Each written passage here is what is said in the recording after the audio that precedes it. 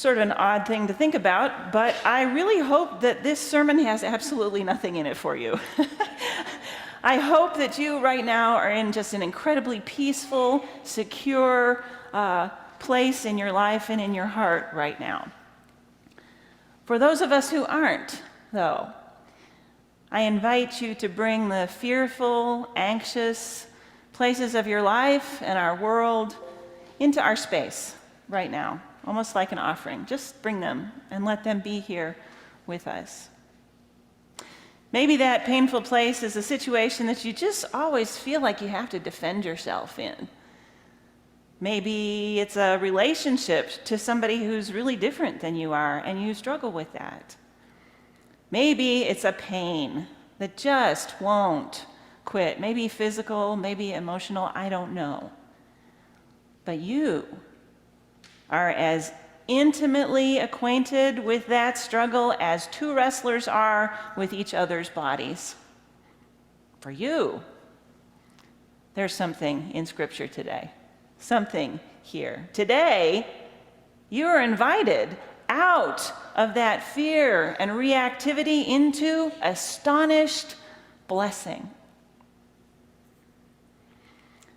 Jacob was a twin. His older brother Esau was born a few minutes before he was, and so Esau is the eldest son. And earlier in the book of Genesis, you'll remember, at the direction of his mother Rachel, and with her help, Jacob has tricked his nearly blind father Isaac into giving what should have been Esau's blessing to him. Now, this was a big deal. Maybe this doesn't sound like such a problem for us, but in their family, in their culture, this was a very big deal. So when Esau learns of it, of course, he's enraged, and he plots to kill Jacob. So the interfering Rachel packs her darling off to some distant relatives far away, out of Esau's reach, with only the clothes on his back. Fleeing for his life, Jacob walks that night until he can't walk anymore, and he finally lays down exhausted with his head on a stone for a pillow, and he has a dream, and he sees something like a ladder connecting earth to heaven. And God comes to him in that dream, and God promises that one day he'll get to go back home from this exile. And God blesses him and says that he'll be all right. Well, that day has come. That day is in our passage right now. And Jacob is on his way back home many years later. Now, God has told him to go back, but Jacob has no idea how he's going to be received or what Esau's intentions are towards him. In the verses before today's passage, we read that Jacob has sent his servants ahead on a journey to kind of scope things out. These servants return saying not only that Esau is on his way to where Jacob is, but also that Esau has 400 men with him. This isn't good. This is terrifying news for Jacob. So Jacob, the schemer, sends waves of gifts out ahead of him. He sends goats and rams and bulls. He sends all these riches ahead so that hopefully, that will appease Esau before Esau gets to Jacob. Our passage then begins on that final night before Jacob knows his party and Esau's party are going to meet. Jacob has sent everything he owns and all the people he loves. He's sent them across the Jordan, and then he's returned to where they camped the previous night. Don't know why. Maybe to draw his brother away from the people he loves? We're not really sure. And while he's there, alone and without resource, Jacob wrestled with this, man, angel, God? Through the dark night, out in the woods, clean up until dawn is at hand. And as the match ends in a draw, Jacob, exhausted, beat up, walks away to finish his anxiety and guilt-ridden journey, limping. You have had nights like this. I have had nights like this. The office of evening prayer in our tradition includes prayers that ask God to defend us from the perils of the night and to bring us safely to the morning hours.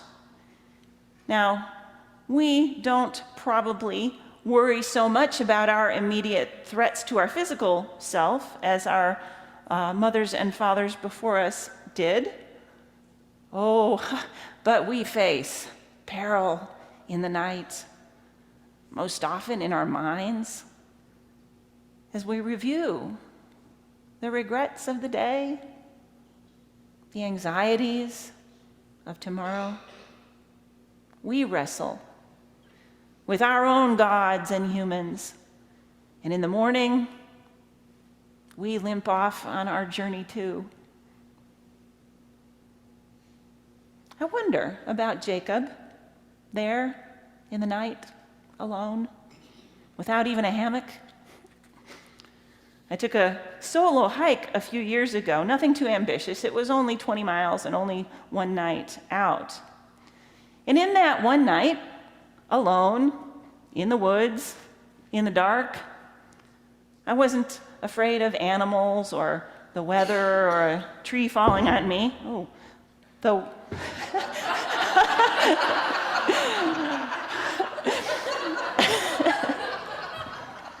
I did hear a tree fall that night, though, so I don't know. I wasn't really afraid of my environment, but what I was afraid of was the possibility of meeting up with an unsavory member of my own species, alone, in the dark. So Jacob is left in the night with his very real fears of an approaching and murderous brother, a brother whose anger has had a nice, long, slow burn of 15 or 20 years. He's not sleeping. He's thinking, ruminating, reviewing everything he's done to try and control the situation, to appease his brother, to keep his things and his people safe. Maybe wondering what he should do in the morning, what he could have done differently, second-guessing, self-justifying perhaps. And you know as well as I do, once your mind goes down that path at night, you can kiss that sleep you need goodbye. Jacob is wound up tighter than a spring, and he's ready. Scripture doesn't say who started the struggle, but I wonder, in that heightened sense of anxiety and readiness, anyone who walked up on Jacob in that state was bound to get into a vicious and blind tangle. Perhaps the figure approached Jacob and he thought it was Esau. And so he decided, I'm going to get the first punch in. Maybe the man, angel, God, approached Jacob on this night to bless him without all the struggle, to give him hope on this eve of his encounter with Esau. But he didn't get the chance. We don't know. When I was a kid, we had a little budgerigar parakeet named Max. And one day, Max puffed up his little green feathers and died from a case of parakeet pneumonia. My parents got us another bird. This one was an Indian ringneck parakeet. It was a larger bird. And out of loyalty to Max, we named this bird Max 2, as in Roman numeral 2. Max 2 was an unapproachable bird. Even when I would come to his cage to feed him, he was so anxious and fearful that he would throw himself around the cage and into the walls, flapping wildly and squawking. I just wanted to love him. I just wanted to give him what he needed. But he was so frightened. Perhaps Jacob was in that kind of a place too. We don't know who started the wrestling match. We do know that Jacob was unstoppable in it. Even when the man strikes Jacob and dislocates his hip, Jacob is unaffected. He feels no pain. He just powers on. Adrenaline is like that. The first clue we have that something is different, that this isn't an ordinary man, comes next. The man tells Jacob to let him go because dawn is approaching. In the darkness of the night, not to mention the intensity of the struggle, Jacob might not have seen this man's face, but soon the light would come. And if Jacob saw God's face, he would die. So God says, "Let me go. If you keep tangling with me, it's going to kill you." The man renames Jacob the one who strives with God, then blesses him and is gone. And then Jacob is transformed.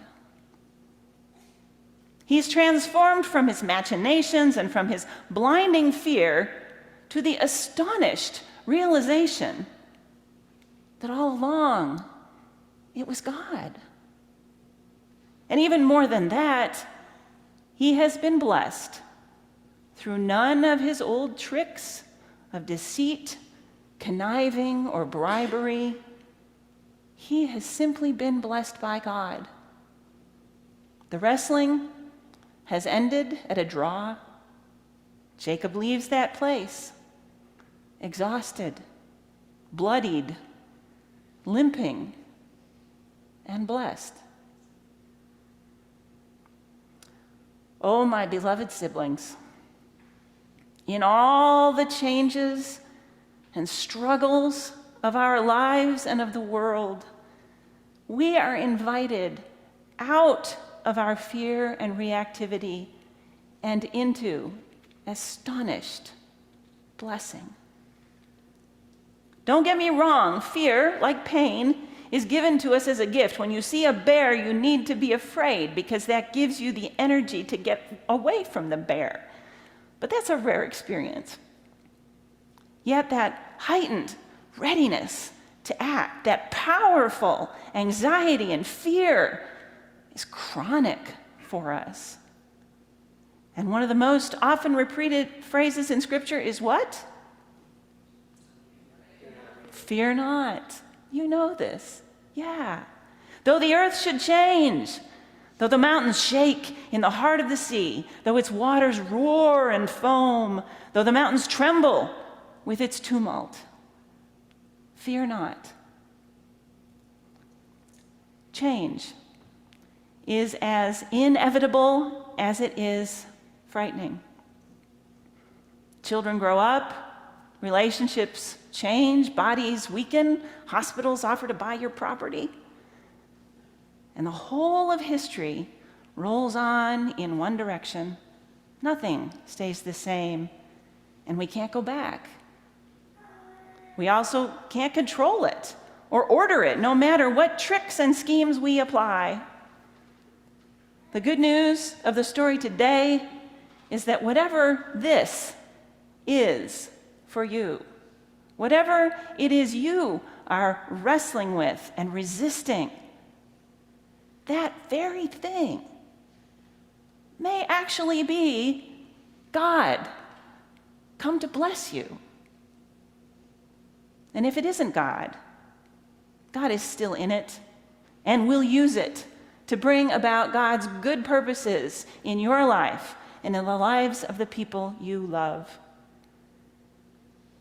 And it could just be that as you wrestle with God, God has pushed your face away from God, because if you could see the whole thing, it would kill you with its love and beauty and power. I want you to know Just because you're scared or tired or it's hard doesn't mean God isn't in it. Feelings come with this urgency, and we think we have to act immediately. We have to do something, right? We don't. In fact, sometimes it's that reactivity that causes the injury. But even if you do struggle, you go ahead. Wrestle with God until God blesses you. You don't have to accept easy or pat answers. In fact, when somebody gives you an answer like that, it's usually their discomfort with your willingness to wrestle. The good news is, in both our places of peace and our places of reactivity and fear, God is God and we are not. And whether you are still and ready to receive God's blessing, or you are scared out of your gourd, God arrives on the scene and is part of it all. You are not alone, and you are beloved.